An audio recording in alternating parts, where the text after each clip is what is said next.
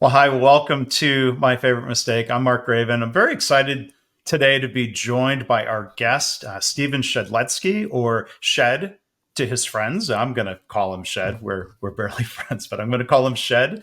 You Do can it. too. He is a sought after speaker, coach, and advisor. He's a thought leader on psychological safety in the workplace. So listeners know that is a favorite topic of mine and the show here. Shed has led hundreds of keynote presentations, workshops, and leadership development programs around the world. He is author of a relatively new book titled Speak Up Culture. When leaders truly listen, people speak up. So you can read his full bio on the website, shedinspires.com. He worked with best-selling author Simon Sinek, and then has been working on his own and doing other things. He graduated from the Richard Ivey School of Business, received a coaching certification from the Coactive Training Institute, and Shed lives in Toronto with his wife and two young children. So Shed, welcome to the show. How are you? Thank you so much. Delighted to be here with you. I'm doing well. Better now that we're here and on. Good. Well, I'm happy you're here. There's a lot to talk about. I've been enjoying the book, and we can scratch the surface on some of the core themes there. But before we do that, can't let you off the hook with the usual question here, Shed. The different things you've done and worked on. What would you say is your favorite mistake? So as soon as I agreed to doing this podcast with you, you invited me, and I graciously accepted. I was pondering this, and my favorite mistake. So my first job out of biz school was with an oil and gas company in a rotational leadership development program, and I very much joined not because of the industry, but because of leadership. I was fascinated with the topic. I still am, of what makes great leaders, how great leaders behave, and I joined the organization post merger. And my first day on the job, 1,000 people were let go as I was walking in. And so Yikes. it was a tumultuous environment. And I came to realize quite objectively that the employee value proposition that I was recruited on was not the same as the employee value proposition I joined, because things changed. Yeah.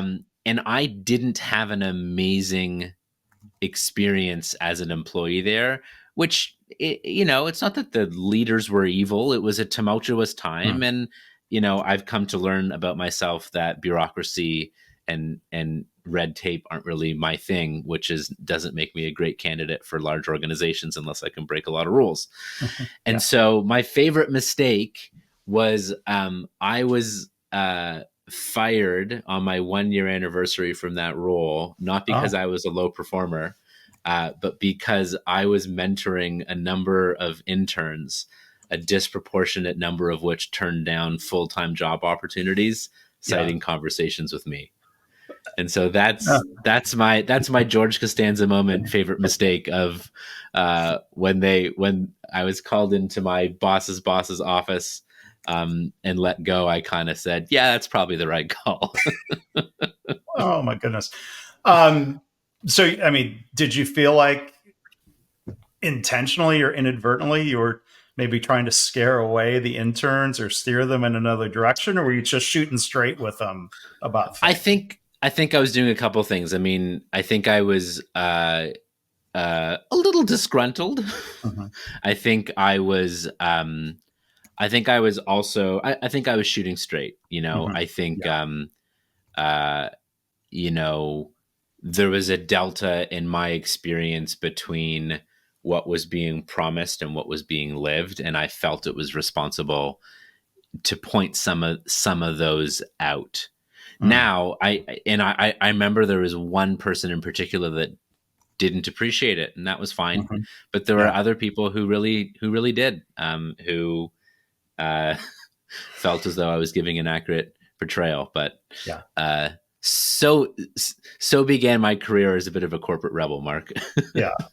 I mean, so I appreciate that you were speaking candidly. Now, I mean, when you think, and we'll delve more into psychological safety. I mean, did you feel? I mean, you spoke up. What did you Mhm. feel safe, or did you just not care about the consequences?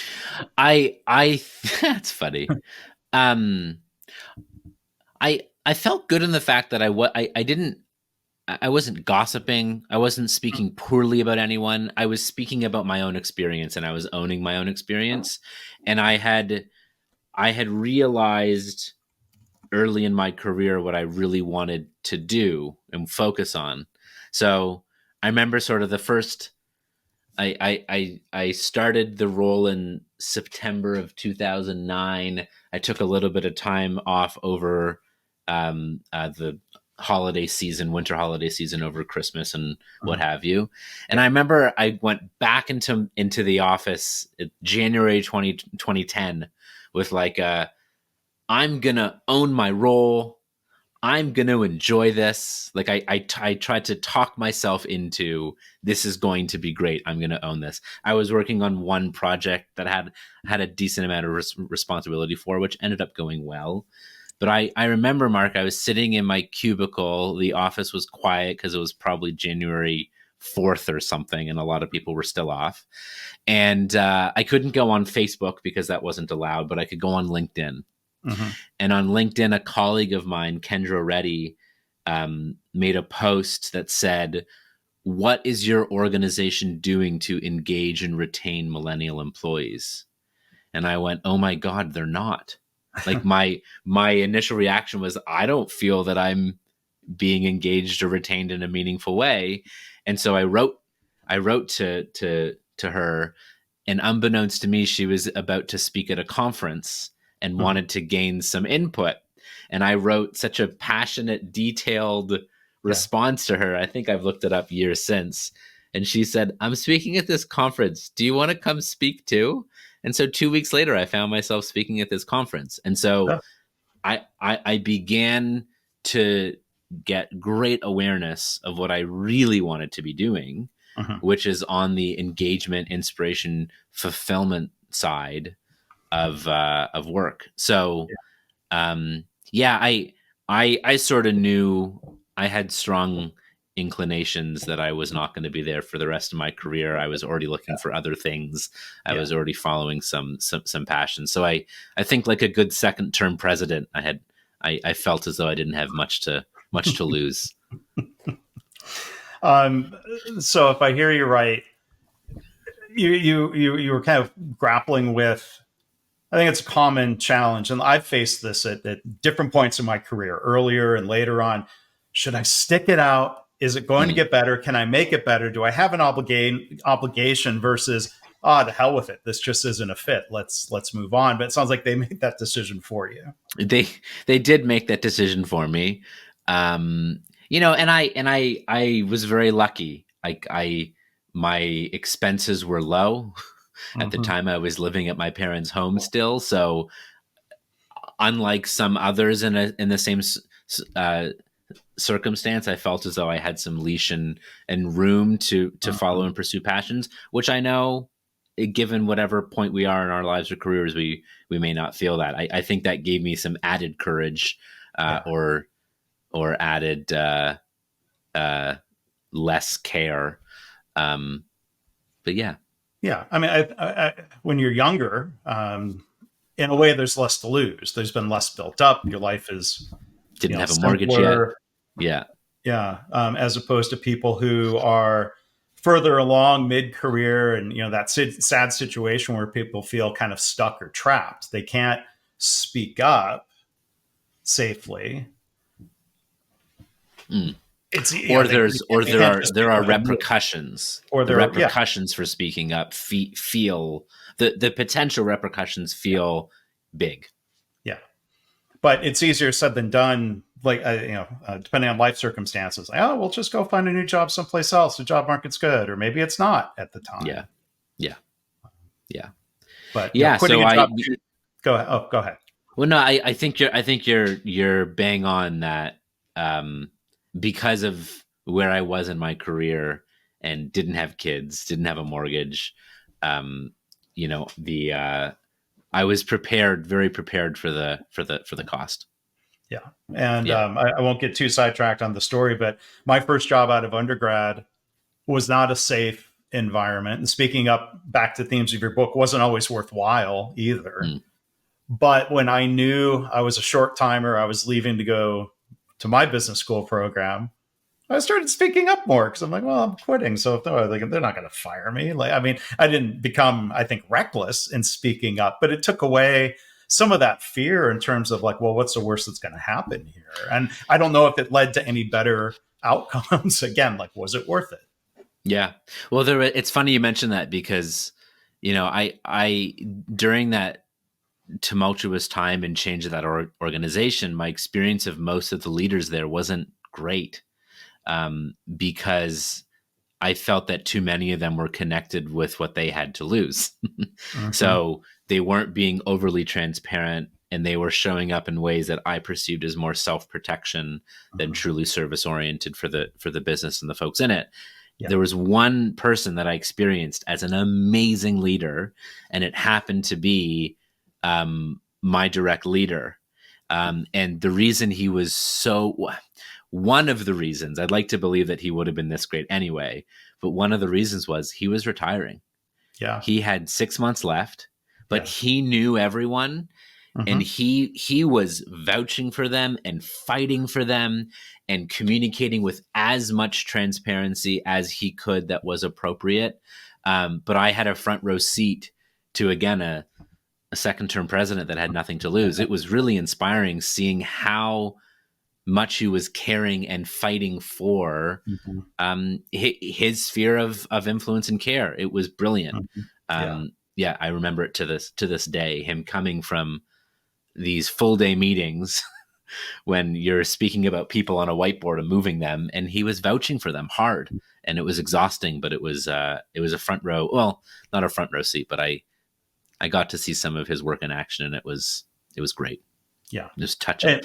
And that was some of my experience there.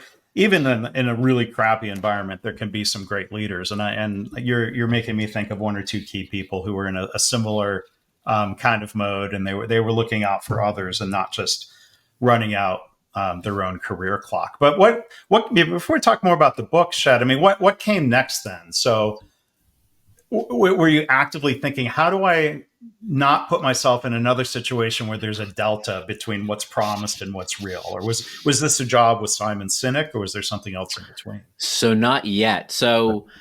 Um, so yeah, I already started interviewing with a few other opportunities in spring summer 2010, and nothing quite hit. And I mean, I didn't even have a year of experience in my career. Like, it was essentially going to look for another entry level job. Um, got laid off or got fired. That day I played tennis with my brother in the afternoon. It was fantastic. And then I began to get really clear on what I wanted to do, and I started doing it anyway. Speaking and facilitating. I started doing some speaking on the fact that I grew up with a stutter and overcame that fear of public speaking. Uh, Started to get interested in leadership coaching. So I was starting to make some progress. And at the same time, I was also working with a career coach as part of my little severance package, which was fantastic. And I got another job doing change management consulting at one of the big consulting companies, and it was a good experience. I Mhm. learned a lot more, but I still did feel that I was on the right side of the human equation. It still felt like I was doing risk mitigation, cost lowering type of consulting, as Mhm. opposed to the more expansive generative building side of leadership and HR around purpose, leadership, fulfillment, those pieces. Yeah. So I did another quick stint at that um, consulting firm, which was a good experience. And then I sort of used the money I earned there to fund my leadership coaching training, Mm. and then left that job by choice, Yeah. and then started taking on some one-on-one coaching clients, some more speaking gigs and facilitation gigs. But sort of so began about my own 2-year version of kind of doing my own MBA. which was things didn't move as quickly as I wanted them to. I Mm. wasn't earning enough. I was moving in the right direction. But then I had the opportunity to meet with Simon and his team and joined his team and then had an amazing 10 plus year career journey with them. And I Mm-hmm. still do some associate work Mm-hmm. for them, sharing Simon's ideas with Start With Why and Infinite Game. Yeah. But the majority of my work is now with my own speak up culture practice. Yes. So I think I stated that accurately in introducing you, right? Not a mistake? Yes. Okay. Yeah. Which piece in particular that I still do some stuff with them? Yeah, that you work Yeah. independently. That's what I remembered from when we spoke before. Yeah. So I Okay. still do some stuff with them, which is fantastic. And Yeah. the majority of my practice is my own now. Okay. Well, I hope you would have spoken up had I made a mistake. But am I creating a speak up culture in this setting called the My Favorite Mistake podcast? I can only hope so. Yes. So far, so good. All right. Yeah. So the book again, the main title of it is "Speak Up Culture." I'm now Shed about halfway through it. I did read a couple of more chapters since we first spoke. Really enjoying the book and familiar themes, but I love some of the words and the framing that you put to this. So I think we get to dig into it a little bit here. But I'm a little torn. I'll take your guidance on this. I want to ask, how do you define a speak up culture? But I also feel like we should start with why a speak up Mm. culture. Maybe that's intertwined, or how do you want to address that?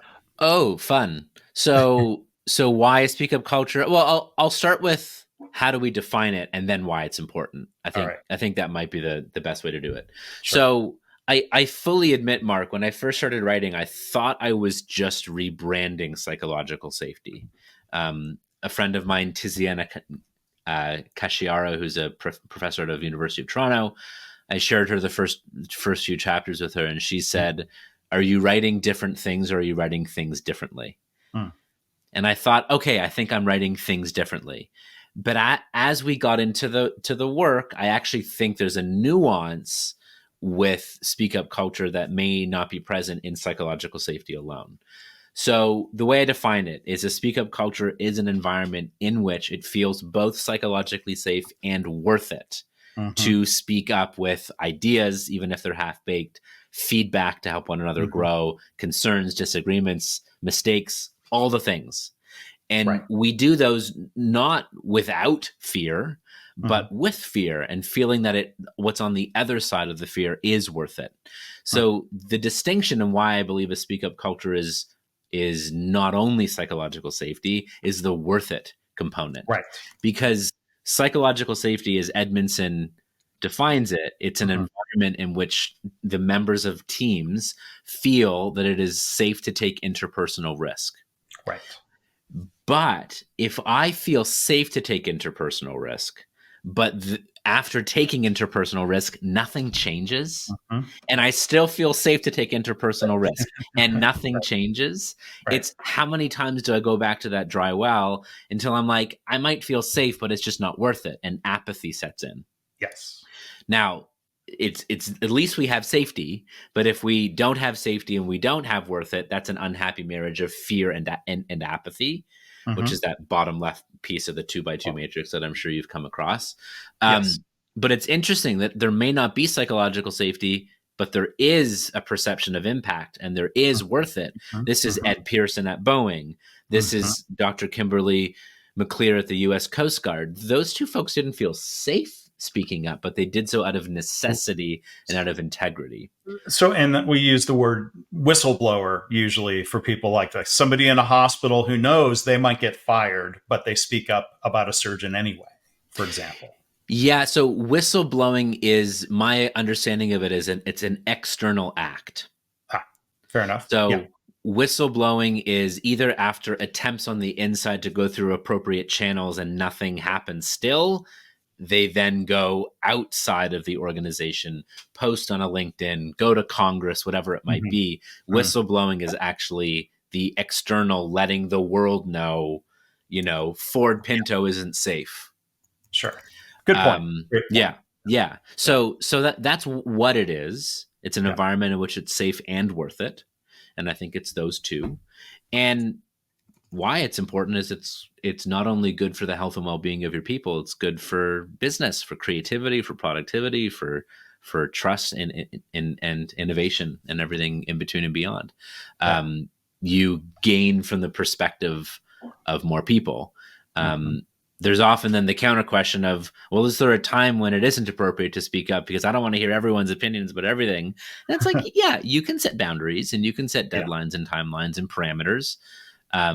But if someone is holding on to something that can either mitigate a risk, create greater safety, or get to a better outcome, wouldn't you want to hear it? And wouldn't you want to create the environment where that truth, that idea is both encouraged and rewarded? Yeah. Does it matter sometimes, how we speak up? Tips that you've learned along the way to have maybe an unpopular or disagreeing message be heard and maybe more considered, to come across as not a complainer, but somebody who has a well-articulated, solid, different opinion. Yes. So these are ideas. I don't know if I put both of these ideas in the book. I know I didn't do one of them. So these are ideas I've come up with since the book came out.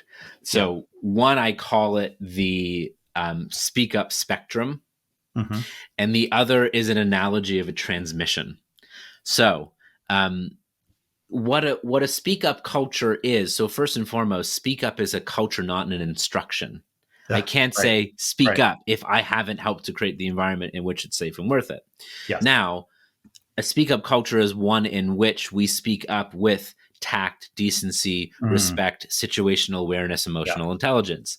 Then exists this spectrum of what a speak up culture or what speaking up appropriately isn't. What it isn't is it isn't sucking up. So speak up is not suck up. That's hogging air, right? And that's speaking up to be seen. That's speaking up of boss says or corporate culture says, so I'm going to do it all the time. No, that's not an act of service. That's an act of selfishness.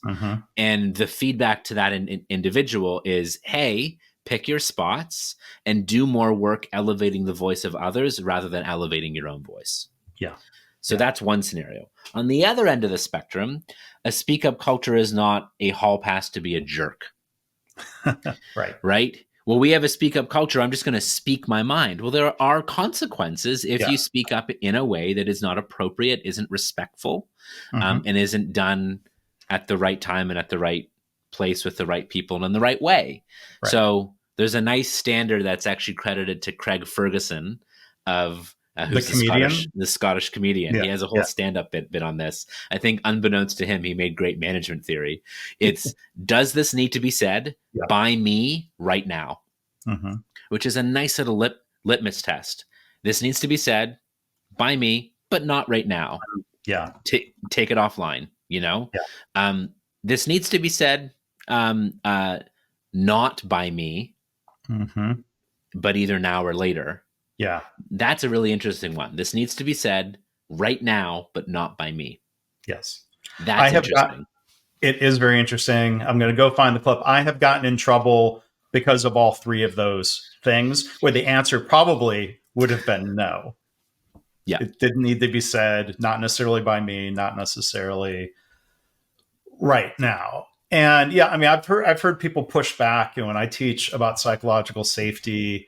And somebody inevitably, we talk about like, well, are you able to be your authentic self? And somebody never asks it this way, exactly these words. But, well, what if my authentic self is being an asshole who tramples over people all the time? Or I should be allowed to be that. I'm like, but you said that, but there are consequences that behavior that they may feel safe to do is going to make others feel less safe to speak up, perhaps. Yes. Well, it's the two things can be true at the same time. We want you to show up as your authentic self, and we want you to live within the values of the organization. So if your authentic self is trampling over people, you either need to work on your authentic self or go to an environment where that is okay, which I don't know how many, that should be okay. If it is okay, it probably isn't so healthy.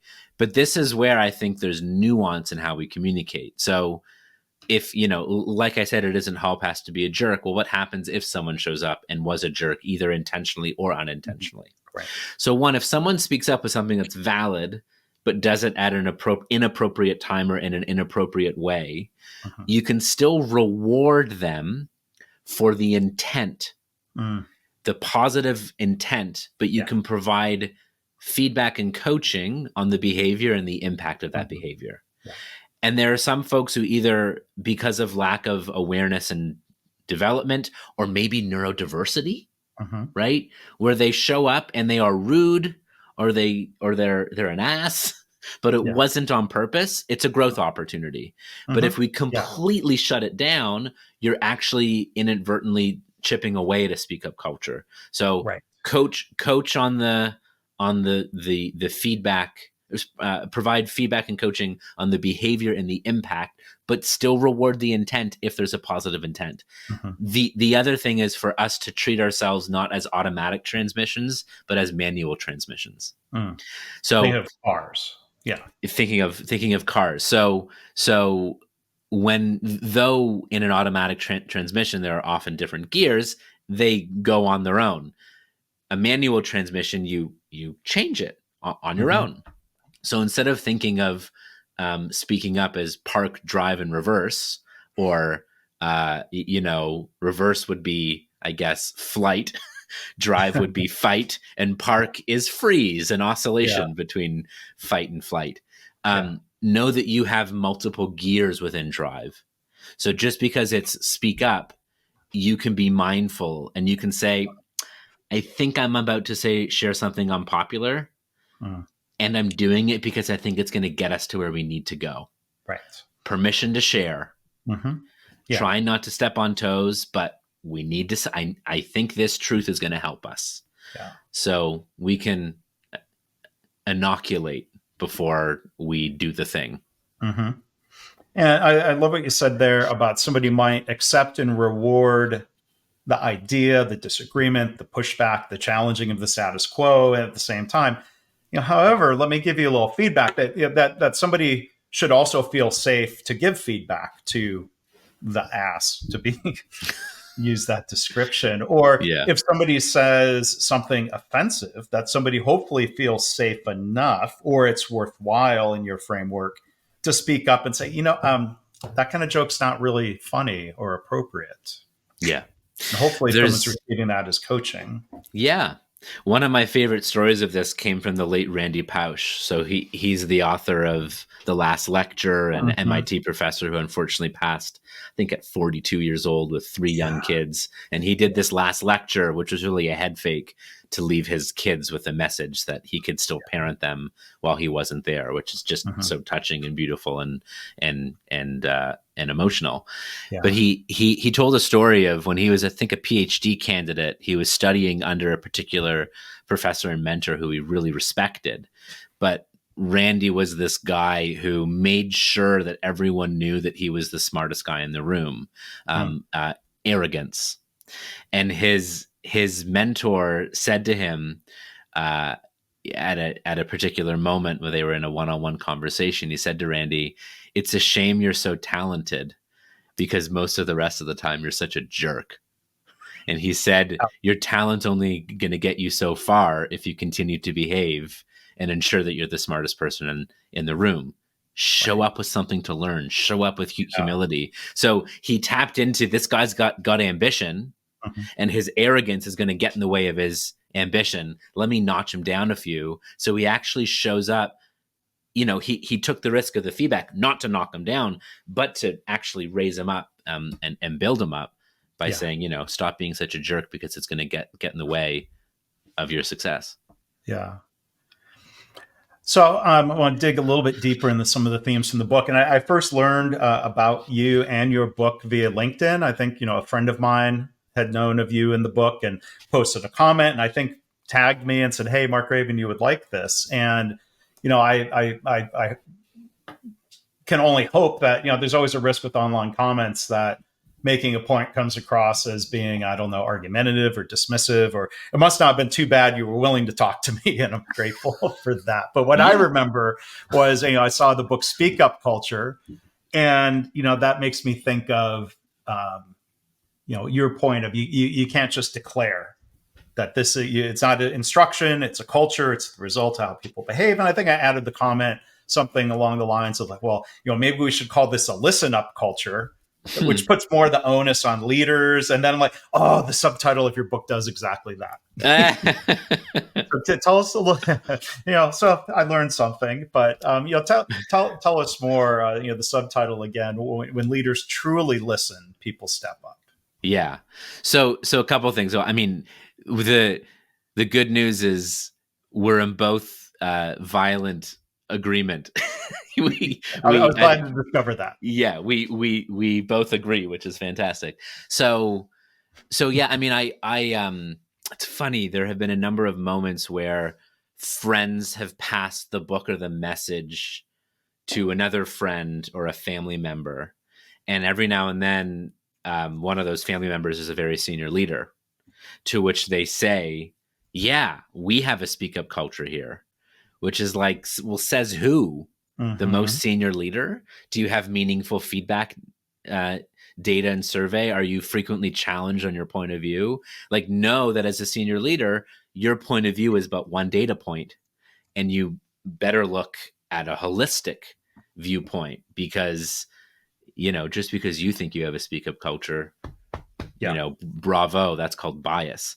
So yeah, the subtitle. So what's funny, Mark, is the first drafted title for the book, I called it Listen Down. Which, everyone says listen up.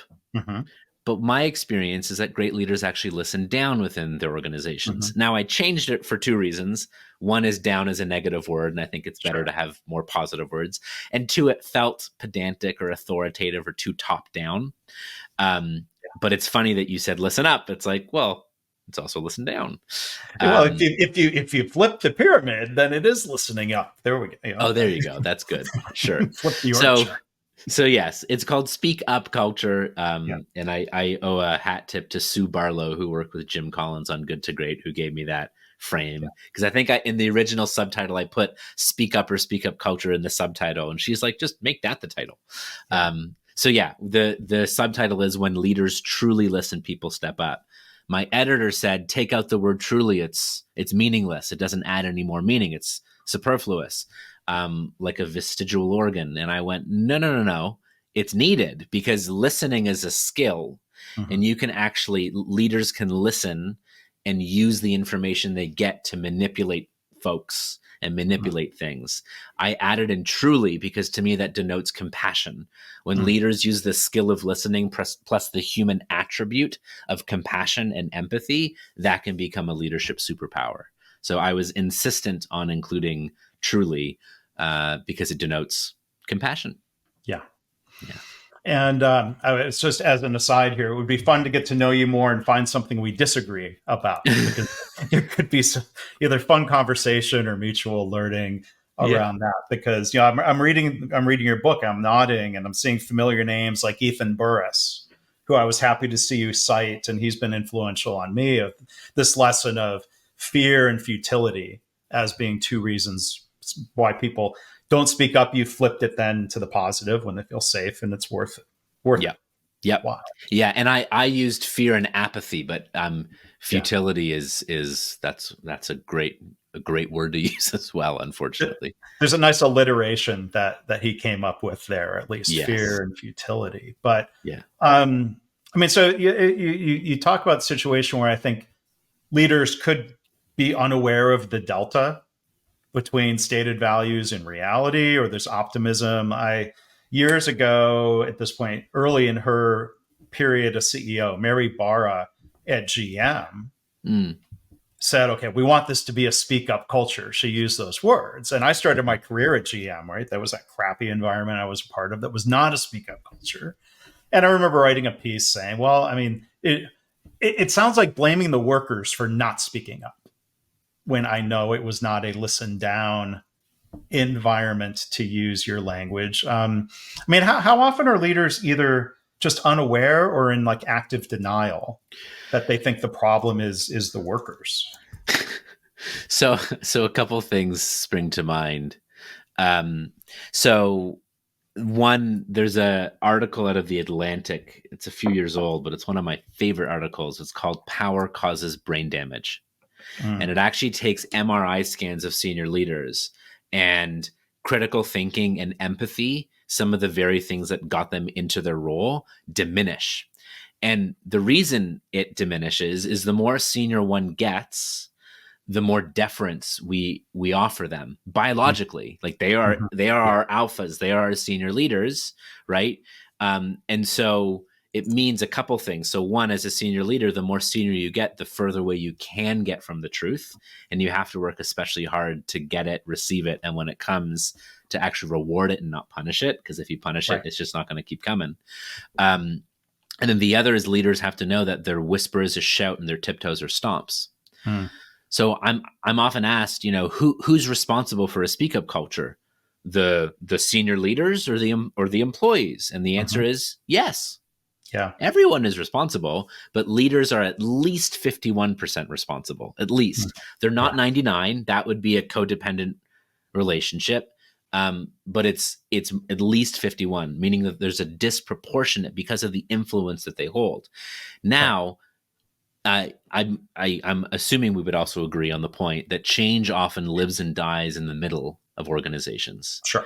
where senior leaders have these ideas, maybe even strategically they're right, but there's either a detachment from reality, or the work of making it shift and happen very much happens with those middle managers, who are the only folks inside of an organization who have multi-directional influence. They can influence up, side to side, and down. I've seen organizations succeed and fail whether or not those folks in the middle are actually listened to. Hmm.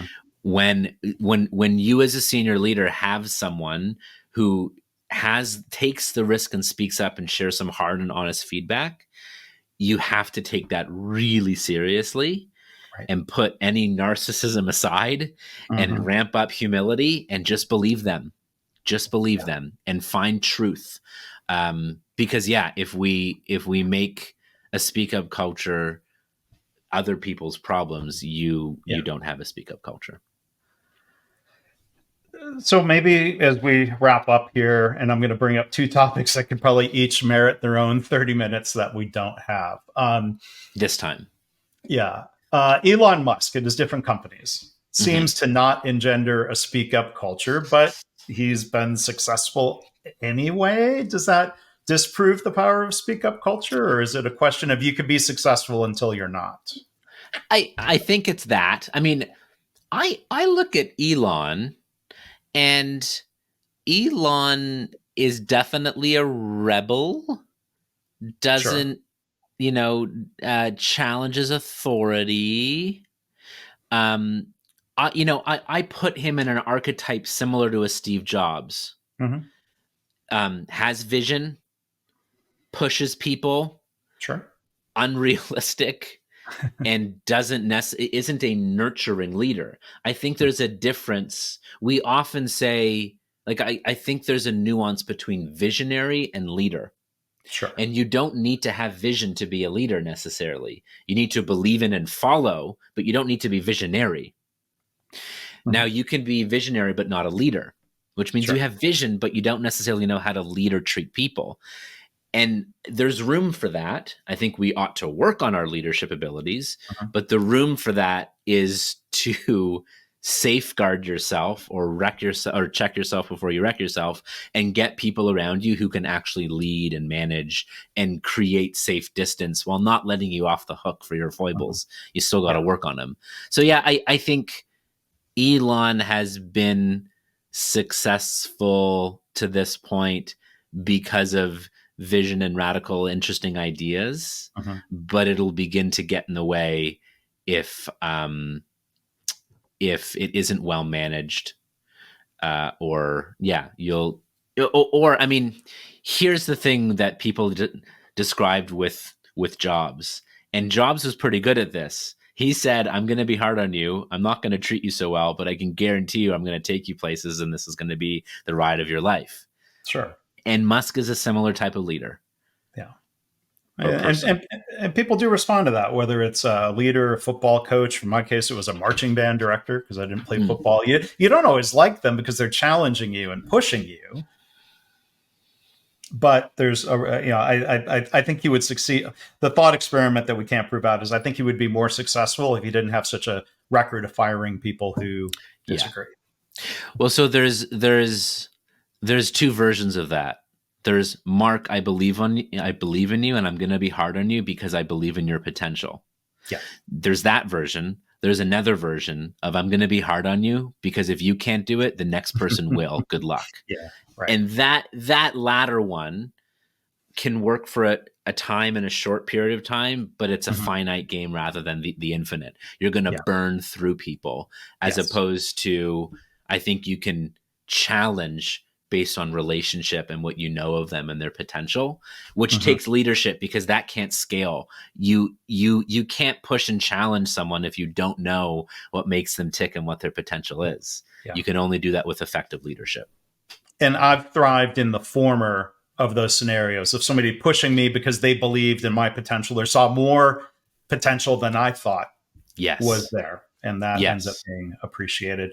Okay, then we may have to leave this as just a thought experiment for the listener. You mentioned a name from Boeing earlier, and Boeing CEO is now saying, okay, we want employees to speak up. And I read this, I'm like, that hasn't been the case so far? That's terrifying to hear them at this stage in 2024 saying that's what needs to happen. And I know I've got to let you go. Sorry. Yeah, well, my response to that is the right headline about 13 years too late. If not about, when did the merger with McDonnell Douglas happen? 90s? Earlier than that, yeah. Right?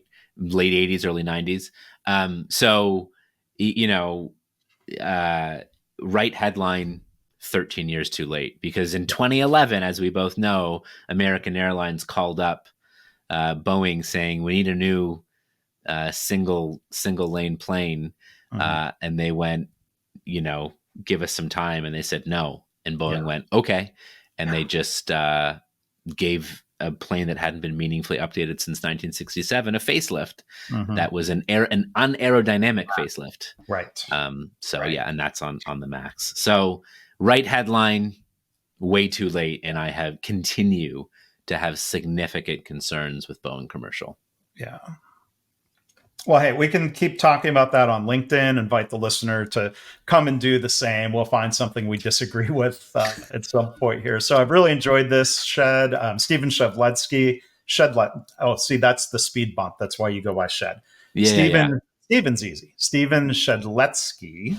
I probably said that wrong every time I've tried, except for there. Website, again, is shedinspires.com. The book, I really recommend it, is called Speak Up Culture. When leaders truly listen, people step up. Shed, this has been great. Thank you. Thank you, Mark. I look forward to both agreeing and disagreeing with you in meaningful ways in the future. A joy. Glad we're now new friends. Look forward to staying in touch. Likewise. Thanks. Cheers.